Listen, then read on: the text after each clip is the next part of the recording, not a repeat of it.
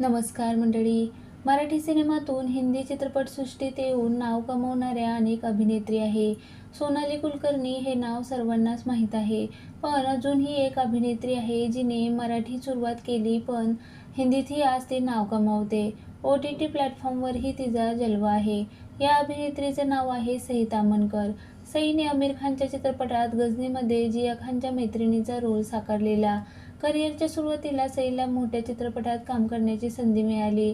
रिपोर्टनुसार मराठी सिनेमात highest paid अभिनेत्रीमध्ये सईचा समावेश होतो. एका चित्रपटासाठी सई जवळपास 25 लाख रुपयाचं मानधन घेते. सईने नेहमीच मराठी चित्रपटात दिसते पण मध्ये ती बॉलिवूड फिल्म्समध्येही काम करते. सईने वेकअप सीड आणि अघोर यांसारख्या चित्रपटामध्ये काम केलं.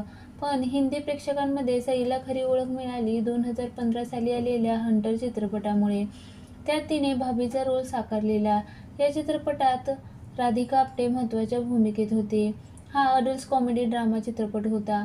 प्रेक्षकांचं लक्ष या चित्रपटाने वेधून घेतलेलं. रिपोर्टनुसार 3 कोटीमध्ये बनलेल्या या चित्रपटाने 12 कोटीची कमाई केली होती.